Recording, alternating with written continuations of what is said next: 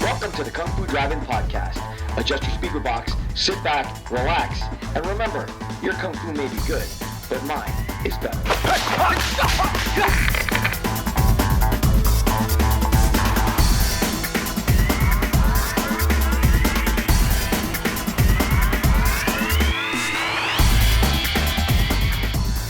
In the conclusion to my interview with dubbing studio director Graham Earnshaw, we get one final look behind the scenes at the process that gave our Kung Fu heroes voices that echoed for decades. Welcome to the Kung Fu Drive-In Podcast. I'm your host, Jeff Vita, and today, part 2 of our 2-part interview with Graham Earnshaw.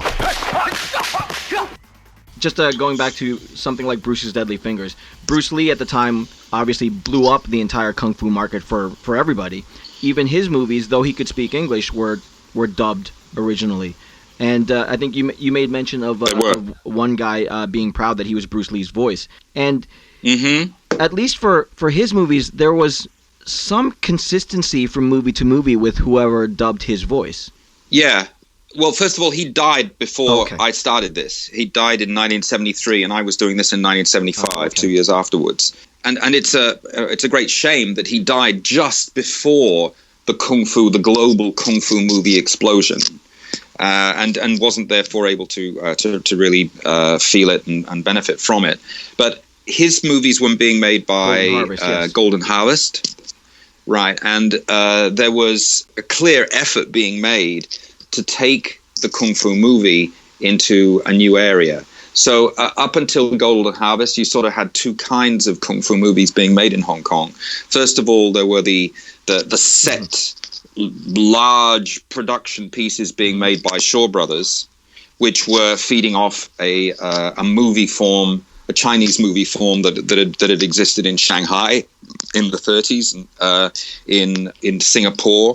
And then there was this other kind of film that was being made, which was low budget, very and mostly modern type films like Bruce Lee's Deadly Fingers and a whole bunch of other crappy movies. These were inserting the Kung Fu story ideas into a modern context. As I say, very, very low budget. And what Raymond Chow did with Golden Harvest was to sort of marry the quality of Shaw Brothers with the modern Kung Fu element of the crappy Hong Kong Kung Fu movies, and he found Bruce Lee, and then there were others as well, but Bruce Lee as the star, as the figurehead of that. And it was his movies, it was the Golden Harvest movies, which really formed the core of what you and the other people like you are interested in. Yeah, definitely. Would that be right? There's definitely a different feel to those movies. The Shaw Brothers movies, for me at least, had that grander scale where there was a touch of mysticism and a touch of spiritual aura around the whole movie, as opposed to the stuff that was a little bit more grounded in modern day and reality. But the Bruce Lee movies at least called back to that a little bit more than, say, something like Bruce's Deadly Fingers, which just kind of threw the Kung Fu action into the modern day without any kind of respect, I guess, for the Kung Fu mythos. So it kind of felt disjointed. Yes. Yeah. That makes sense to me. And also the Golden Harvest movies, just the overall quality and the sort of sense of modernness of them. They'd obviously been watching the more modern movies, the late 60s, early 70s movies coming out of the United States, and were feeding off them in terms of techniques and filming techniques and other stuff like that. You talk about fans like us, kind of separate. Were you not a fan of Kung Fu movies? Not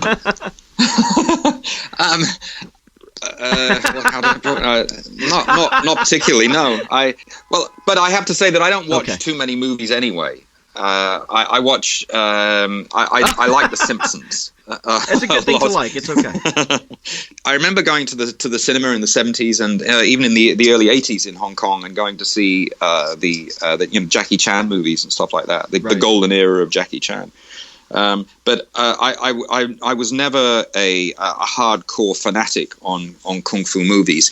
I translated a kung fu novel into English, which was published by Oxford University Press. The top writer of kung fu novels is a man named Louis Cha in English. Do you know that name? Okay, well, his novels are at the heart of the kung fu, novel and movie world for China, and have been. He wrote his books between the 50s and the 70s, but they weren't made into movies until after this era, until the 80s. But they now, what he did was create a fantasy world which includes lots and lots of kung fu for the Chinese people. And the fantasy world of China today was basically created by Louis Cha in a sort of the equivalent of the fantasy world of the West, which is a combination of Lord of the Rings and Harry Potter and Walt Disney Grimm's fairy tales and all that stuff. China had virtually none of that, and Louis Cha created it all. And so my connection to kung fu comes more through Louis Cha than it does through the movies of the 70s. The kung fu movie boom really became kind of appointment television viewing for my generation. I was like 9-10 years old when the kung fu movie theater showed up on American television. And it was every Saturday at 3 o'clock on Channel 5 or WNYW at the time. You knew that you had to be in front of the TV at that time to catch this double feature of kung fu. And again, this was a time where kung fu was really exploding all over the country. You had music dedicated to kung fu. There were kung fu and karate schools opening up all over the place. And everybody really wanted to be part of this whole kung fu genre. So sitting in front of the TV was mandatory at 3 o'clock to get your kung fu fix. It's interesting that even with all of that going on, the voice dubbing and the voice actors never got any kind of due for the work that they did, because they really did. Right. They were the story for us. They were our movies, regardless of what the original Mandarin was. What we were watching was what you put on the screen for us. I think there was no awareness of the impact that this stuff was having in the United States. The US is the most important market globally, but what we had a sense that what we were doing was basically being shown in the third world. Now, were you guys compensated well? No.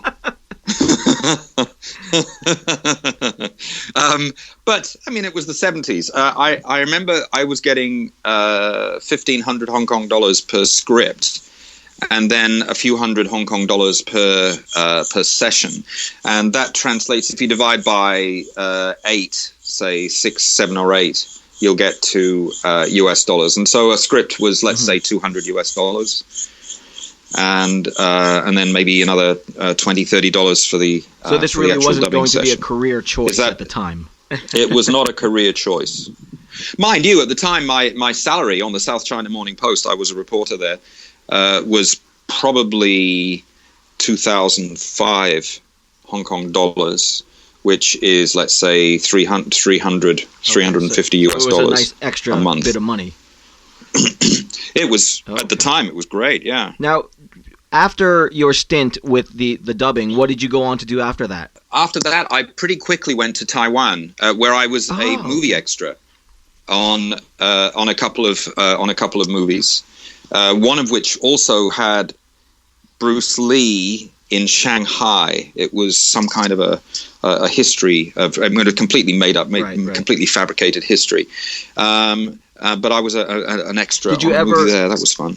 Well, then I went off into the world of journalism in a pretty hardcore way, and worked for Reuters news agency, and came to China in 1978 first, then 79, and have spent most of a large part of the remaining years since sort of either formally reporting, recording the changes in China since the 70s, or else being a fascinated bystander, which I remain today. Did you ever think about getting back involved with dubbing at the time, or was it just one and done for you? Ron was a very possessive individual, and I clearly could do something that he couldn't do, which is make the script more closer to the Chinese originals. And I clearly enjoyed doing it, but I was a threat to him in terms of the money that he was saving up so that he could buy a house in England or whatever he was trying to do with the money. He shouldn't have been doing it. He was a public servant, a civil servant, and it was illegal for him to be doing outside work. But I'm sure that by revealing this, that he's under no legal threat. At that time, and in that particular part of the industry, there weren't unions looking out for everybody. There were no unions. All right. No. And now, when we were doing a little bit of chat before this interview, you had asked if you thought that there might be a book about kung fu in all of this. Do you think that might be the case? I think there might be. I think that there is clearly a market for kung fu. Otherwise, you wouldn't be doing this. The podcast wouldn't exist, and there wouldn't be people listening. So there is an interest from all the other people who were huddled around the television sets at 3:00 on a Saturday afternoon about what these movies are. What is the culture that they reflect? How were they made? Who were the people who made them? I'm sure that there must be a book of some sort. It's for you. I'm the publisher. You're the writer, Jeff. So you're going to have to figure out what to come up with a proposal. But I am a book publisher, and I would be delighted. Oh, to wow! If you're interested let in doing me let me see if I have any ideas to take on. But I appreciate that. No, and like I said when we were talking, it is one of those things that the market has come around again to kind of celebrate kung fu. Mm-hmm. It's on TV again. They just did a sequel to Crouching Tiger, Hidden Dragon. That's on Netflix here. There's a TV series called Into the Badlands, which is a kind of post-apocalyptic world, but the society that grew up out of that apocalypse is sort of based on feudal China, where they fight with swords, and there's a lot of martial arts in it. And Iron Fist is a kung fu based superhero that will be getting his own show. And then there's also Shang-Chi, which in the Marvel Comics was billed as the best kung fu fighter in the world, and he's going to be involved in this show. So all of that is working its way into the consciousness again, which spurred my reignition, I guess, of my vintage kung fu stuff, which led to the podcast. So it's there for the taking if people want it. Yeah, and it's wonderful. They tapped into something, didn't they, in terms of the stories, the action, the characters, the simple, visceral concepts, revenge, tragedy, humor. They're just wonderful, very simple things which everybody it resonates with just every single human being.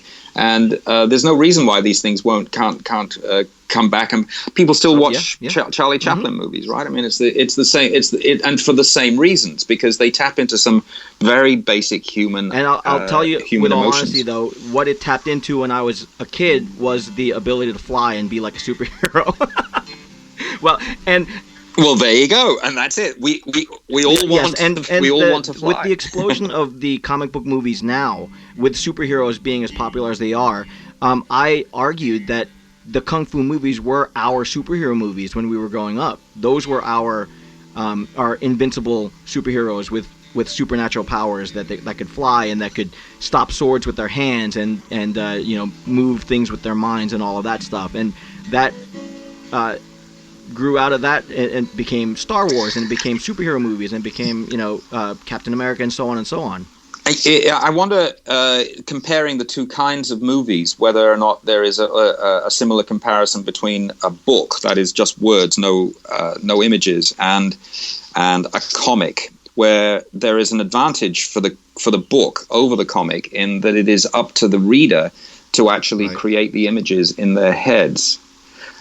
Whereas for you guys sitting in front of the TV at 3:00, these movies are pretty simple in the way that they're made, the kung fu movies, but they therefore provide more space for you to fill in all the gaps, to imagine the flying, as opposed to the really creepy simulations.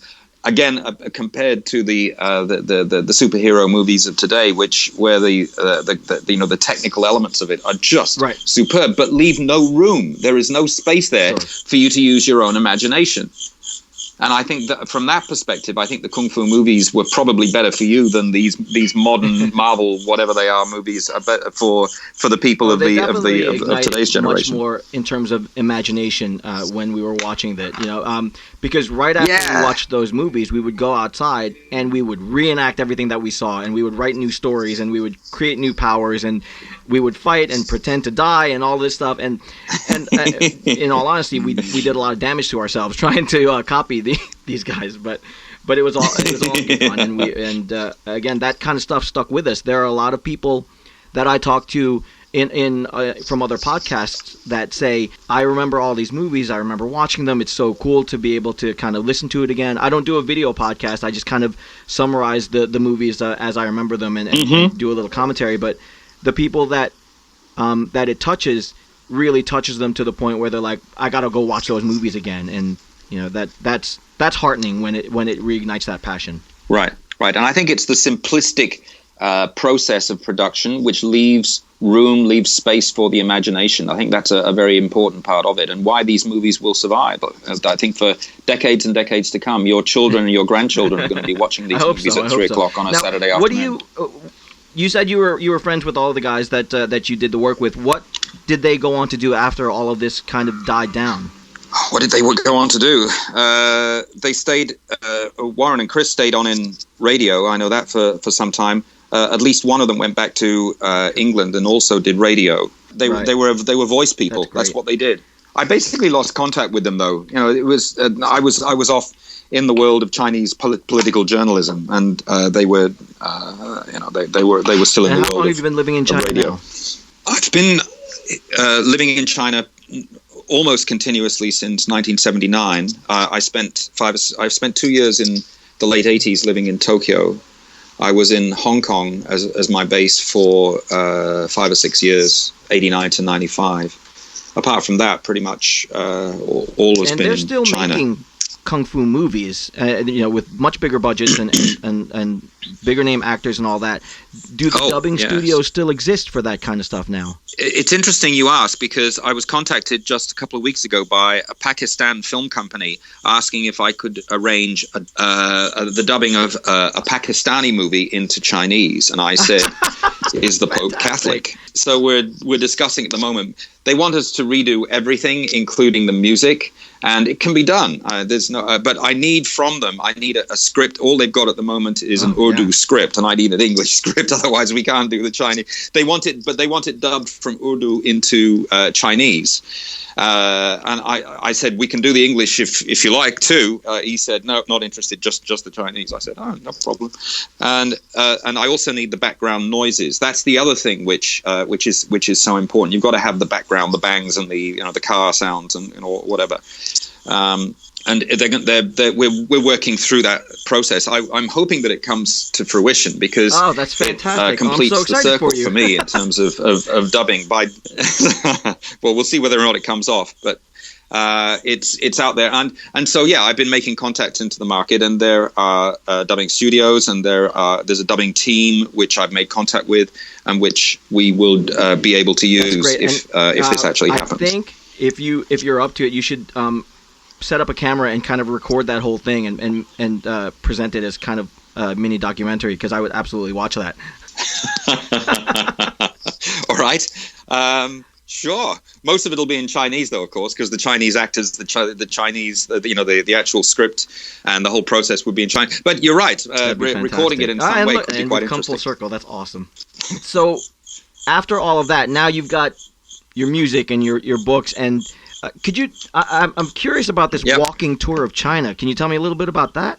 Yeah, I was reading a book in 2004 in a Japanese restaurant called Across China on Foot, written by an English journalist named Edwin Dingle.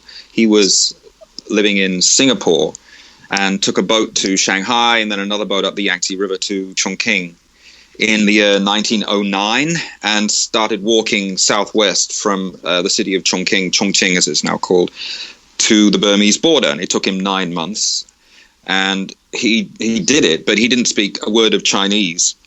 And his long book is basically a description of fantastic scenery and extraordinary squalor in the hotels, and there's none of the real sense of what Chinese people were, Chinese society, or anything like that. And so I thought that I could do better. And I thought that anyway, walking from Chongqing to the Burmese border is hardly walking across China. So I was in Shanghai that day and went out to the riverfront and started walking west. And for many years, I maintained it. I still haven't finished the walk, but I haven't gone out very much in recent times. But the idea is that every time I went out, every time I go out, I always go back to the millimeter, to the last place that I stopped, and then continue walking west. And in that way, I walked across China. It's the persistence of it that is extraordinary. It's not the walking, because walking is just walking, and it's just like a series of Sunday strolls. But I think that the purpose of doing it is to talk to lots and lots of people. So I've talked to thousands and thousands of people across China, just asking them simple questions, saying, how are you and how's life and what do you think about this and that? And they ask me questions, of course, the main one being, why aren't you in a car? Listen, I'm going to let you go because it's early and I'm sure you have plenty of walking to do. Thank you so much for taking the time out. This was absolutely enchanting. I have absolutely loved learning a lot of what goes on behind the scenes. It kind of fills in those pieces that I was never able to fill in before, and I'm consider myself lucky to have stumbled across your memoirs. So thank you again so much for sitting with me. Well, Jeff, I'm delighted that you find my memories from all those years ago interesting, and I wish you and everybody else who's listening to this all the best for the future. I will be looking for that documentary. Okay, thanks a lot. Bye.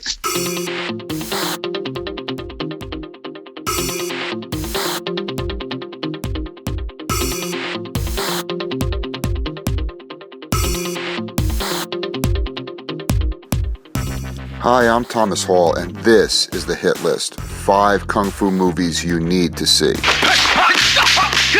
This week's list, 5 epic casts. First up, we have The 5 Deadly Venoms. It's a Chang Cheh film with the Venom Mob. If I have to explain to you why it's so awesome, you might need to listen to another show. But it's got great kung fu, amazing twists, and everybody in the movie goes on to be a classic kung fu star. White Plan rocks the world. Next up is Killers 5. It's a classic Shaw Brothers movie where 5 different characters with different motivations all come together to try and save their country on a suicide mission. It's wonderful, it's got fantastic kung fu, and the interplay between the different characters is just something wonderful to watch. Next up is the Shaw Brothers movie, The Water Margin. Based on maybe the most famous of all Chinese novels, it's a story about 108 rebels who live in the mountains and have to try and get revenge against the Golden Spear Army for murdering their leader. It's one of the most thrilling movies you're ever going to see. It's got a huge cast, and it's just something that everybody needs to have in their collection. Movie number 4 is the Cheng Pei movie, Brothers 5. It's about a woman who brings 5 brothers together who were separated at birth, who don't even know that they have brothers, and they're told about how their father was killed and how they need to get revenge through a special kung fu method where all 5 brothers need to act together. It's not only a great movie, but seeing the bonding of the different characters and how they learn about each other and how all their different personalities from being raised apart come together in the final scene is just wonderful. Last but certainly not least is one of my all-time favorite, not only kung fu movies, but all-time favorite movies in any genre. It's Bodyguards and Assassins, starring Donnie Yen.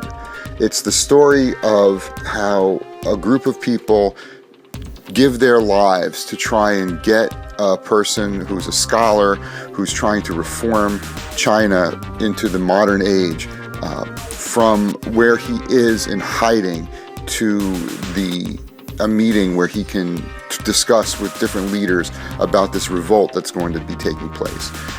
Each character that is in the story is a fully rounded and interesting person, and you really care about them. Aside from that, the Kung Fu is out of this world.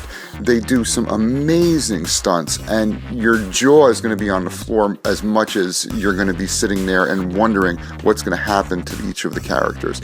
You need to see it. It's being re-released soon on Blu-ray, and there you have it. That was the hit list. 5 movies you need to see. Tune in next week for 5 more.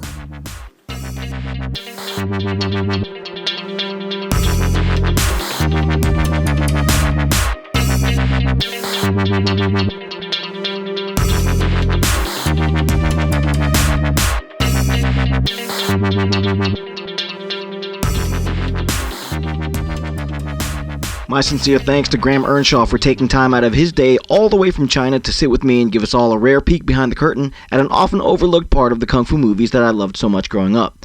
Hopefully you guys enjoyed hearing what he had to say, and if you did, please leave me some feedback on Twitter or Instagram at Kung Fu Drive-In, on Facebook at the Kung Fu Drive-In podcast page, or email me at kungfudrivein@gmail.com. You can also check out Graham Earnshaw's site at earnshaw.com, where you can find more of his writing and his music. I know I'd love to hear from the Poison Clan as well. Meanwhile, please consider leaving a rating and a review for the show on iTunes, because every little bit helps, and if I'm going to take Graham up on his book offer, I'm going to need all the help I can get. Big shout out to the entire Potter and Family hashtag on Twitter, where you can find a variety of amazing podcast voices to tune into, such as the Nerdtastic 4, The Mockers Podcast, the 1980s movie Graveyard, Afterburner 739, Not Another Podcast, and so many more. Give them all a try. You're sure to find something that you like. Until next week, Poison Clan, peace.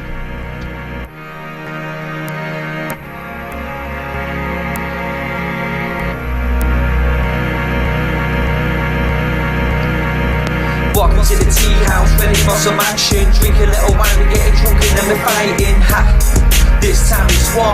We smash the place up with a dragon claws. We're walking to the tea house, ready for some action. Drink a little wine, we're getting drunk and then we're fighting. Ha! This time it's war. We smash the place up with a dragon claws. I see the iron-fisted monk from the daily prayers. Shaolin monks on their hands running down the 1,000 stairs. The fatally Khan now's in King Yu's hands. With the fearless Aida roaming over the land. Yeah, the little bitch soldier is older and wiser. He wants a world of peace because he doesn't want to fight, yo. Got the venom mob laying down the law. Bruce Lee delivered kicks guaranteed to graze jaws. Fight for the cause, then pause, hear applause. Not the end back kicks will defeat the outlaws. Very good, but balls don't hit back. Yeah, the death jewels here, David Yee's coming back. The Tai Chi master, Jet Li's even faster. Could chat a little drink because he is the drunken master.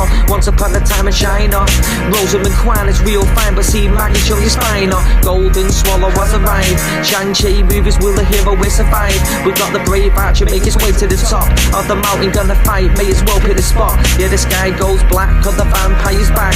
We got Lam Ching Ying to kill them all, so stand back. You place the black magic on the soul of the sword, and our sword will travel until his body's on floors. Yeah, Wing Chun Shaolin and Mantis style. Yeah, defeat the enemy and watch him run for miles. Blood will spill now on the mountain tops when we bring back the soul of the legendary Pops. Walking to the tea house, ready for some action. Drink a little wine, we're getting drunk and then we're fighting. Ha! This time it's war. We smash the place up with a dragon claws. We're walking to the tea house, ready for some action. Drink a little wine, we're getting drunk and then we're fighting. Ha! This time it's war. We smash the place up with a dragon claws. See, it's a game of death, yo. You're facing the big boss. It's once upon a time in China, counting the tick-tock. The Shogun assassin slashing blood or just drip drop. The head kick, neck chop, violence that won't stop.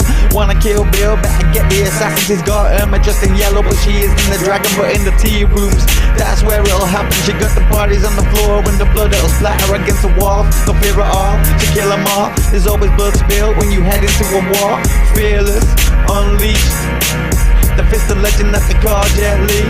I'm Bolo Young, yo, will always be a beast. You rumble in the Bronx, yo, will rumble in the streets. And it's simple, see the facts are these. There's only ever gonna be one Bruce Lee. Walking to the tea house, ready for some action. Drink a little wine, we're getting drunk and then we're fighting. Ha! This time it's war. We smash the place up with a dragon claws. We're walking to the tea house, ready for some action. Drink a little wine, we get a